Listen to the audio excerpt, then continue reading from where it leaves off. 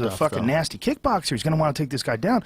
But it is my job, sort of. No, but I'm saying you shouldn't know like the rankings and how everyone decides. But I'm just saying that I would do everything that I do, even if I wasn't working for the UFC, just because I'm freaking out about these events, and that's just what I get into. Your passion. But but hold on a second. But I don't know what the fuck is going on besides that. When I get there, when I show up, I say my highs, I get my shit, they put the mic on me, I high-five Goldberg, we hug each other, here we go. You know what the thing is, though? I don't know what's going on. We care more about your opinion than, you know, especially the public. Well, it's an informed Well, some people are mad, though. This is what we got into the beginning, that I said that I don't think that it's smart to have Aldo fight right away. My opinion is that, first of all, Aldo got knocked dead. Okay, when you get knocked dead like that, you need a long time off. You need at least 6 months off.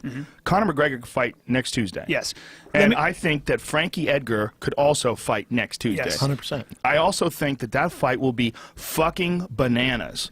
And for a fan, I am so excited to watch that fight because I think Frankie has a really dangerous style for a guy like Conor who's taken down repeatedly by Chad Mendes. True. He's a fucking nasty wrestler. His cardio is off the chain. His footwork is fantastic. He's got Mark Henry in his corner. They're going to come up with a badass game plan between Henry and Kavanaugh and Frankie, who's a fucking winner, and Conor, who's a fucking winner. God damn, right? How about this, Joe? Let me ask you this question. What would you be most excited about? You ready for this? Yes. Cowboy to beat Dos Anjos. Dos Anjos, Conor in Dublin in front of 80,000 fans. Oh yeah, 100%. Huh? 100%. 100%. You're right. Think about marketing. You're right. The title, Donald Cerrone, Conor. I know, but guys, but here's the problem with that. Here's the problem with that. Let me just say one thing. That's a giant if. Yeah. Rafael Dos Anjos is a fucking beast, and I think those two are going to clash, and who knows what's going to happen, especially since Dos Anjos beat Cowboy the first fight. I think it's going to be a wild, wicked fight. Drug testing. But you're right. Oh, drug testing. Did you just say There's going to be, that's the air fact. But wait. Take me back for a second. Let me say one thing about, you got to give Jose Aldo a rematch, in my opinion, for two reasons. One, I think that at the end of the day, he was the champion for 10 years, and if anybody's earned a shot. Two, I think Conor McGregor has a secret, which is he's watching these guys strike and knows something they don't know. He's somehow, I don't know if he's that standing. Two doesn't matter. Hold on. Because that's just saying who you think is going to win. What I'm saying is this. When you knock a champion who's been that dominant and that good for 10 years out in 14 seconds, 13. There is a question, which is, was that in some ways a fluke?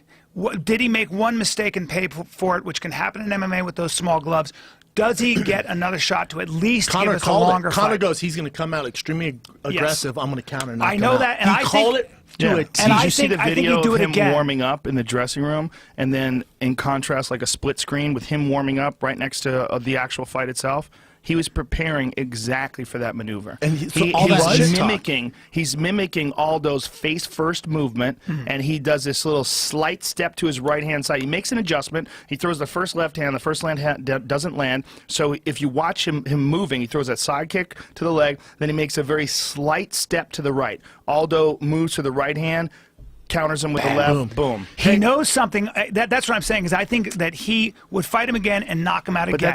But that's irrelevant. But I think the champion gets a rematch. I mean, I think he deserves it. I really do. Jose Aldo. Here's the thing. It ties up the title for a long time, and you have all these contenders. Yeah. You have an amazing list of contenders. How about this? How about you have Jose Aldo fight Max Holloway, and you have a fucking great fight between one of the top contenders and Max Holloway, this young, exciting kid, 24 years old, beating everybody, just figured out Jeremy Stevens. He's elusive.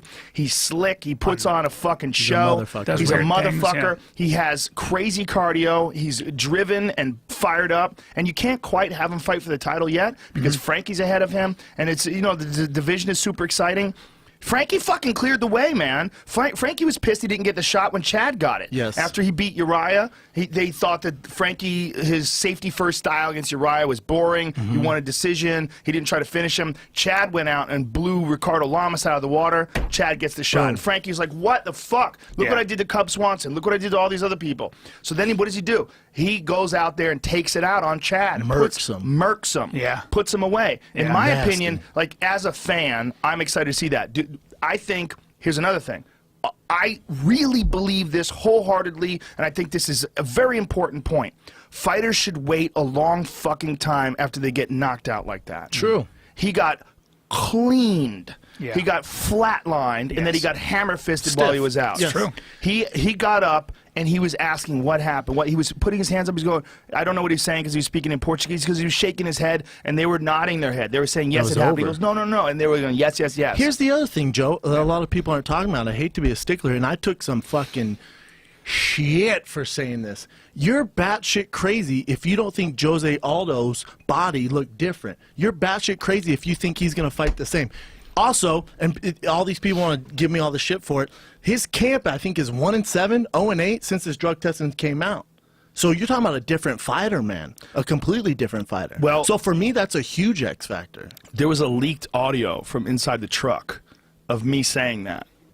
Someone got when the audio goes out. There's an audio feed when the main event happens, and when that main event audio feed goes out, they anybody could listen to it. That it is picking up the feed to air it and broadcast. And I said that his body looked just deflated. It looked smooth.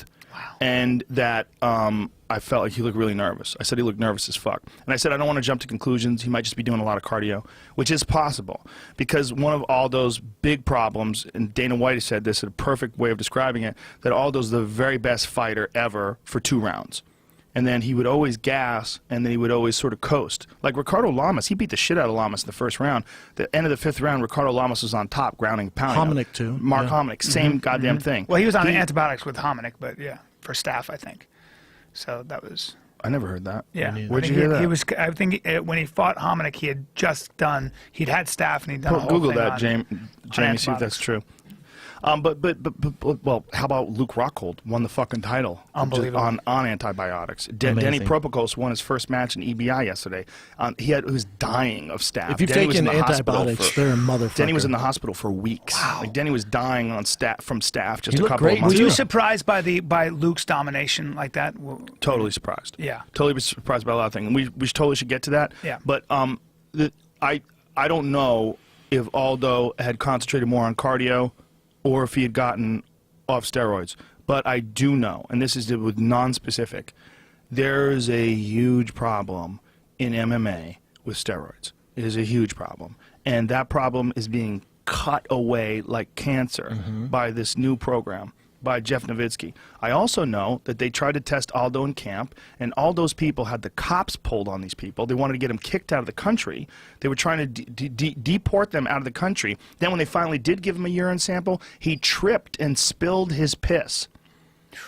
Is this not weird to anyone? That's insane. It doesn't take I've never anything tripped away. and spilled piss in my entire career.